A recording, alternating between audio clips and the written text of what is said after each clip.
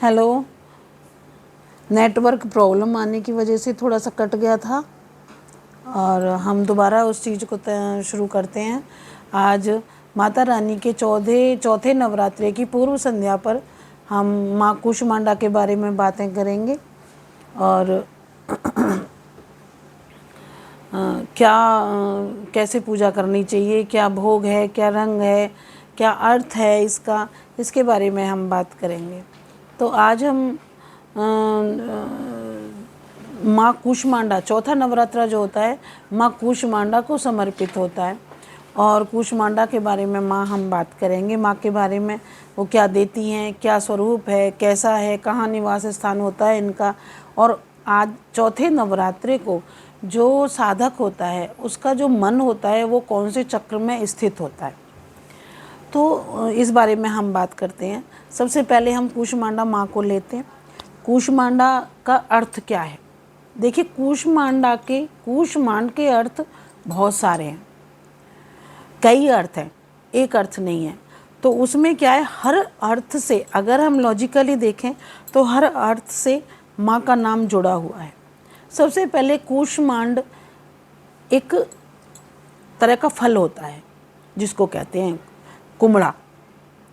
कुमड़ा कहते हैं, कोई लोग उसे सफ़ेद पेठा भी कहते हैं, कोई तो अलग अलग उसके नाम हैं, अलग अलग प्रांतों के हिसाब से। बट जो यहाँ उत्तर भारत में जो होता है, जिसका पेठा बनता है, पेठे की मिठाई बनती है, वो सफ़ेद पेठा होता है, उसको कूष्मांड कहते हैं। उसकी बलि माँ को दी जाती है। बलि का मतलब है कि उनका भोग लगाया जाता है उसका, और वो माँ को समर्पित करके फिर प्रसाद बनाया जाता है और उसको सब ग्रहण करते हैं। एक तो कूष्मांड का अर्थ कुमड़ा है। दूसरा एक और अर्थ है कूष्मांड का, क्योंकि कू प्लस ऊष्म प्लस अंड। अब हम इन सबको जोड़ते हैं। कू का मतलब होता है कुछ, थोड़ा सा। कू का मतलब है कुछ। ऊष्म माने ऊर्जा, गर्मी, और अंड माने ब्रह्मांड। संपूर्ण ब्रह्मांड की देवी हैं ये। संपूर्ण ब्रह्मांड को प्रकट करने वाली, पैदा करने वाली, उसको कूष्मांड कहते हैं। आज चौथे नवरात्रे को एक अलग तरह की ऊर्जा होती है जो आज रात्रि से ही शुरू हो जाती है। तीसरे नवरात्रि की रात्रि से ही शुरू हो जाती है और हमारे ब्रह्मांड में एक अलग तरह की ऊर्जा होती है, गर्मी होती है। उस गर्मी से शक्ति प्रदान होती है। क्यों? क्योंकि कूष्मांड जो देवी हैं उनका जो निवास स्थान है वो सूर्यलोक का भीतरी हिस्सा है। सूर्य का भीतरी लोक है अंदर, और सूर्य की ताप को सहन करने की शक्ति, सूर्य की ऊर्जा को झेलने की शक्ति उस माँ शक्ति के अंदर है। उसी से उनकी जो शरीर की जो कांति है वो नारंगी रंग की दिखाई देती है, धूप जैसी। आप कोई भी देखिए, माँ का जो स्वरूप है वो नारंगी रंग का है, जैसे कि अभी तपस्या से उठी हैं वो। उनके शरीर की कांति भी सुनहरी है और जिसमें बहुत तेज है, बहुत गर्मी है। और हाथ में एक अमृत कलश लिए हुए हैं जो कभी ना खत्म होने वाली विद्याओं से, वस्तुओं से भरा हुआ है। तो वो उनके अंदर इतनी बड़ी ऊर्जा है, इतनी ज़्यादा शक्तियाँ हैं कि वो देने को उद्धत रहती हैं। और चौथे दिन वो ऊर्जा संपूर्ण ब्रह्मांड में घूमती रहती है। लेकिन इस ऊर्जा में एक और अजब तरीके की एक शक्ति है कि वो नकारात्मक लोगों के पास नहीं जाती। क्योंकि अगर नकारात्मक लोगों के पास जाए तो फिर अज्ञान का अंधेरा ही नहीं रहेगा। क्योंकि जिसका निवास ही सूर्य लोक के भीतर, सूर्य के भीतर है, भीतरी लोक में है, वो अज्ञान रूपी अंधकार को तो नष्ट कर देंगी। वो उन लोगों के पास तक नहीं पहुंच पाती, ये सिर्फ साधक के पास पहुंचती है। और साधक का चौथे दिन जो मन होता है ध्यान करते समय, वो हृदय में होता है, अनाहत चक्र में। अनाहत चक्र में स्थान होने से क्या है कि अनाहत चक्र का जो जगह है वो हमारा हृदय देश है, जहाँ हमारा हृदय रहता है, हृदय विराजमान है, उसके अंदर है। और 12 पंखुड़ियों का कमल है वो, उसमें उनका निवास स्थान होता है। यानी आप देखिए, पहले दिन मूलाधार में, दूसरे दिन उससे ऊपर, तीसरे दिन फिर उससे ऊपर मणिपुर में, चौथे दिन हृदय में स्थित हो जाती हैं। तो चौथे दिन की जो ऊर्जा है वो सिर्फ वो साधक ही सहन कर पाता है। अगर किसी और के विचार अच्छे नहीं हैं या बुरे विचार हैं या किसी वजह से दूषित है हृदय, तो वहाँ वो उसका मन ध्यान में नहीं लगता। इसमें साधक को क्या करना चाहिए? इसमें साधक को बिल्कुल शांत रूप से और मन को वश में करके, स्थिर करके, और माँ का ध्यान करना चाहिए। अपने आप को हृदय में लेके जाना चाहिए। जब हम पूजा में ध्यान में बैठते हैं तो एक हमें अलग तरह की रोशनी नज़र आती है जो कि नारंगी रंग की है, और उस रोशनी से सबसे पहले हमें अंदर, अपने अंदर गर्मी का एहसास होता है।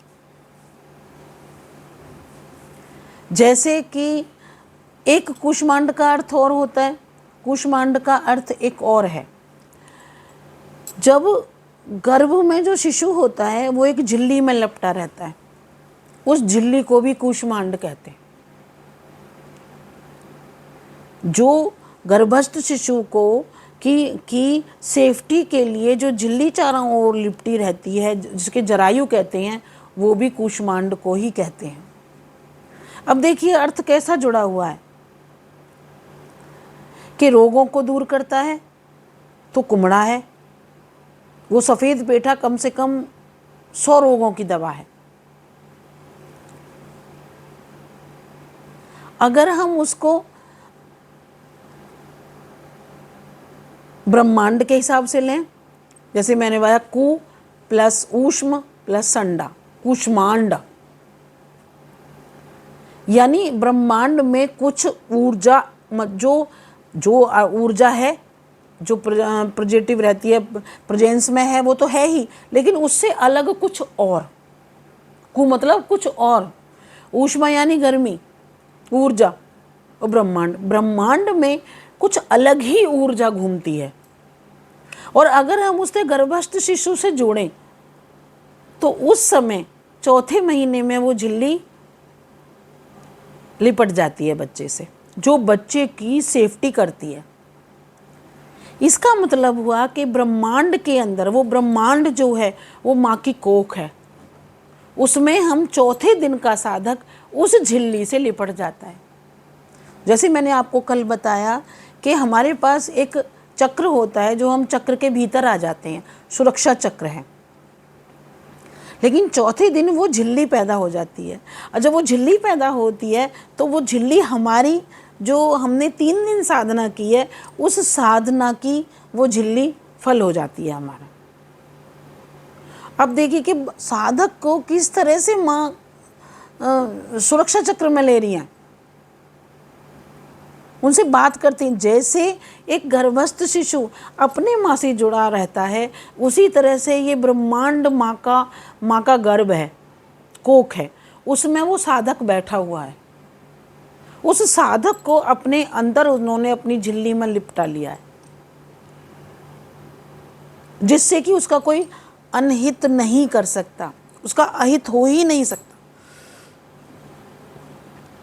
इसलिए चौथे दिन जो होती है वो अलग तरह का कनेक्शन जुड़ता है, जिससे हम अंदर, जब हम अपने अंदर देखते हैं, अपने नेत्रों को बंद करके जब हम अपने अंदर ध्यान में जाते हैं, तो हम उस माँ से जुड़ जाते हैं और हम अपने भावों को उन तक पहुंचा सकते हैं। और जब वो भाव लौट के आते हैं तो वो कुछ आंसर लेके आते हैं हमारे पास।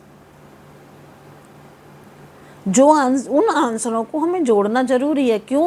क्योंकि अगर हम उन शब्दों को नहीं जोड़ेंगे तो हमारी समझ में नहीं आएगा। इसका भी एक अर्थ है, क्योंकि कलयुग है, कलयुग का जो घेरा है वो भी हमारे चारों तरफ घूम रहा है।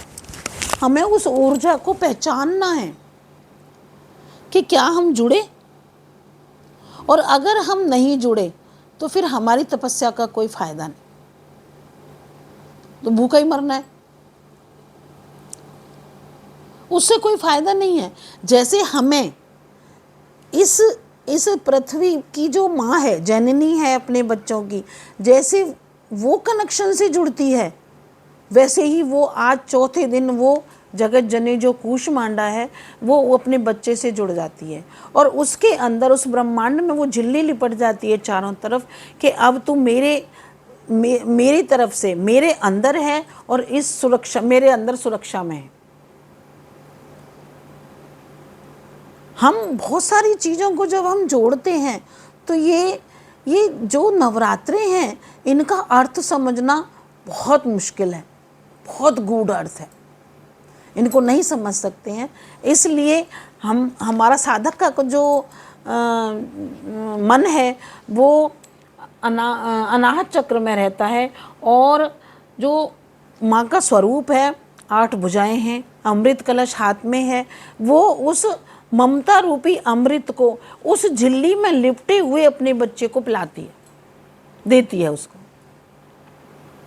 और जब उसको वो चीज़ देती है, वो ऊर्जा देती है, तो उससे उसका कनेक्शन जुड़ जाता है। इसलिए हमें चौथे दिन बड़ी सावधानी से ध्यान करना चाहिए। सबसे पहले प्राणायाम करने के बाद में आप अपनी आँखों को मीचें और माँ के बीज मंत्र का जाप करें। बीज मंत्र आपके लिए मैं बताती हूँ। बीज मंत्र है कूष्मांडः ऐं ह्रीं देव्यै नमः। बहुत आसान है, आदमी आराम से कोई भी व्यक्ति कर सकता है, स्त्री पुरुष बच्चा कोई भी कर सकता है इसको। दूसरा एक उनका मंत्र है वंदे वांछित कामर्थे चंद्रार्ध कृत शेखराम सिंहरूढ़ा अष्टभुजा कूष्मांडा यशस्विनी। अगर हम ठीक तरीके से 5 मिनट भी हम ध्यान करें तो यश जो हमें मिलेगा, जो हमने कल्पना भी नहीं की, ऐसा यश मिल सकता है। हम ज़रूरत है हमें उसे कनेक्टिविटी की, कि हम उनसे कनेक्ट हो सकें और वो चीज़ अपने अंदर महसूस कर सकें। दूसरा है इसका जो रंग है माँ का, नारंगी रंग है जो तेज धूप का होता है।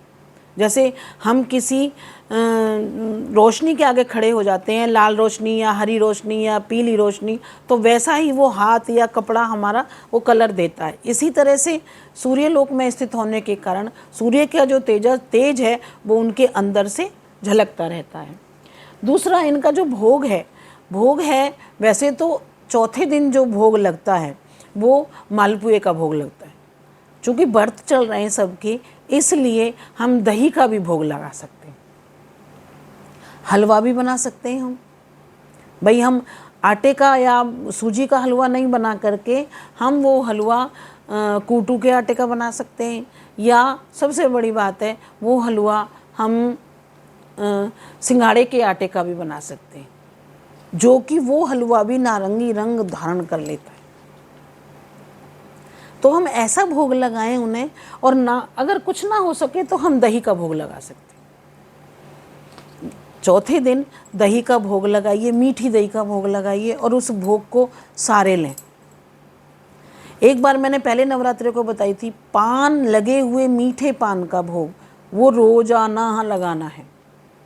वो डिपेंड करता है आपके पास, आप जब ठीक समझें शाम को लगा सकते हैं या सुबह को लगा सकते हैं। पान रोजाना देना है, माँ को पान अर्पण करना है। पान जो है वो ऐश्वर्य की निशानी है। तीसरा एक और चीज़ है कि ब्रह्मांड की जो रचना की इन्होंने, ब्रह्मांड क्या है? ब्रह्मांड माँ की कोख बताई मैंने, और जो ये अंतरिक्ष है वो माँ का एक स्तन है, एक जिसके नीचे हम रहते हैं। अब बताइए, हम जो जो डोल रहे हैं, हम जो ये काम कर रहे हैं, ये सब माँ के अंदर है, माँ इससे परे है। जैसे एक गर्भस्थ शिशु माँ के अंदर रहता है और माँ उससे परे होती है, माँ उसके बस में नहीं है, वो माँ के बस में है। आप 9 नवरात्रों को हम किस तरह वर्गीकरण करें, हम नहीं समझ सकते। 9 अवस्थाएं हैं, 9 महीने हैं, उसके बाद हमें सब कुछ मिलता है। जैसे 9 महीने गर्भ में रहने के बाद हमें एक संसार मिलता है, उसी तरह नवरात्रों की साधना करने के बाद एक अलग तरह की ऊर्जा प्राप्त होती है, जो ऊर्जा हमें गलत रास्तों से बचाती है और अच्छे रास्ते पे लेके जाती है, जो हमारे लिए अच्छा है। उस समय हमें नहीं लगता कि ये हमारे लिए अच्छा है, लेकिन उसको हमने सोचना होगा, जोड़ना होगा हमें, और हमें मंत्रों से, क्योंकि मंत्र शक्ति प्रबल शक्ति है, मंत्र से आगे कुछ नहीं है। मंत्र, सारे देवता मंत्रों के वश में हैं। जो भी, जिसने भी भगवान की आराधना की, जिस भी देवता की आराधना की मंत्र से की, और मंत्र के वश में होके उस देवता को उसके आगे आना पड़ा। इसलिए हमें माँ का बीज मंत्र है, निर्वाण मंत्र सबसे बढ़िया है, ओम ऐं ह्रीं क्लीं चामुंडाय वच्चे। उसमें तीनों देवियों का समावेश है। ऐं माँ सरस्वती का बीज मंत्र है, ह्रीं माँ लक्ष्मी का बीज मंत्र है, और क्लीं माँ शक्ति का है, और चामुंडा माँ है, वो हमें अपने बच्चे की तरह पालन करती हैं हमारा। तो हमें सारी शक्तियों का समावेश है इस मंत्र में, और जितना मंत्र हो सके वो मंत्र आप पढ़िए और माँ को सच्चे दिल से मनाइए। आप सच्चे दिल से मनाएंगे तो आपको लगेगा कि हाँ, मैंने कुछ पाया। और अगर कई बार स्थितियाँ इतनी ज़्यादा प्रतिकूल हैं, वैसे तो नवरात्रों में अनुकूल होती हैं, तुम्हें वो शक्ति मिलती है कि वो हम सोच भी नहीं सकते, क्योंकि परिस्थितियों को कंट्रोल करने की शक्ति उस परम शक्ति से ही प्राप्त होती है, जिससे देवता भी डरते हैं, देवता भी जिसको मनाते हैं। देवताओं को, सभी जीवों को, जिसके अंदर जीव है, पेड़ पौधे, पशु पक्षी, कीड़े मकोड़े, सबको सब माँ के अंदर से पैदा होते हैं। कोई वैसे ऊपर से नहीं आता। देवताओं को भी माँ ने पैदा किया है, असुरों को भी माँ ने, दानवों को भी माँ ने पैदा किया है। माँ एक असीम शक्ति है जिसकी सीमा नहीं लगाई जा सकती। तो आप चौथे दिन उस माँ का ध्यान करके अमृत रूपी भक्ति का पान करें। वो उस अमृत कलश से आपको ऐसा अमृत देगी कि आपको सारी विपत्ति परेशानियां छोटी लगने लगेंगी, और उन परेशानियों से निकलने का जो रास्ता है वो हमें अवश्य मिलेगा।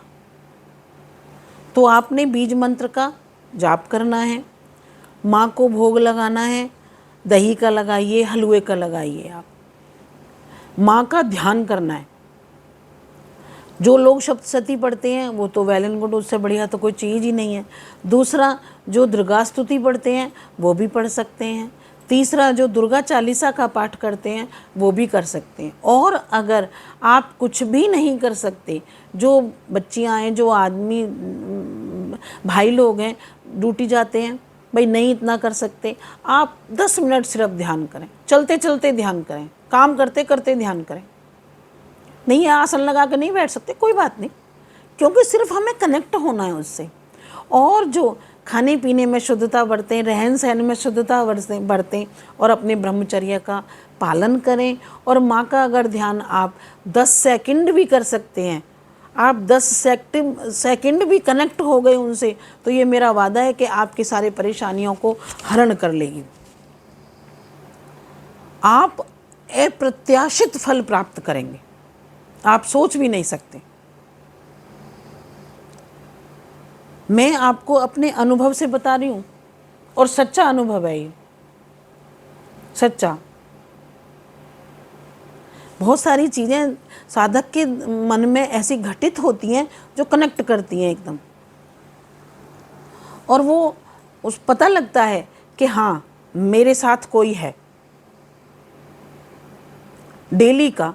तो ये सारे अनुभव आप महसूस करें, और जब आप अनुभव महसूस करेंगे ना, तो आपका जो विश्वास है उस माँ भवानी के चरणों में ज़रूर जुड़ जाएगा, और एक बार अगर जुड़ गया तो आप चाह के भी उससे दूर नहीं हो पाएंगे। वो दूर होने ही नहीं देगी अपने से, आपकी सारी परेशानियों को अपनी झोली में ले लेगी और सारे सुखों को आपके ऊपर दे देगी। माँ की ये खासियत है, माँ की विशेषता है। तो इसलिए आप चौथे नवरात्रि की पूजा करें और माँ के साथ जितना हो सके जुड़ें और माँ का आशीर्वाद प्राप्त करें। आप मेरे चैनल को सब्सक्राइब करें, जो नए लोग हैं, जो नए मुझे देखें, वो मेरे चैनल को सब्सक्राइब करें, बेल आइकॉन को दबा दें, और जो भी नोटिफिकेशन है मेरे उसकी आपको मिल जाएगी और आप लाभ प्राप्त करें। और आपके कोई क्वेश्चन हो तो आप मुझे कमेंट करें, कमेंट में आपके ज़रूर पढ़ूंगी, और अगर मेरे बस में हुआ तो उसका जवाब आपको दूंगी। आप सबको माता रानी की बहुत बहुत कृपा हो। अगला कल मेरा फिर 9 बजे लाइव होगा, प्लीज़ आप 9 बजे मेरे लाइव को देखें। आपको बहुत बहुत धन्यवाद। माता रानी की कृपा हम सब पर ऐसी बने रहे। जय माता की।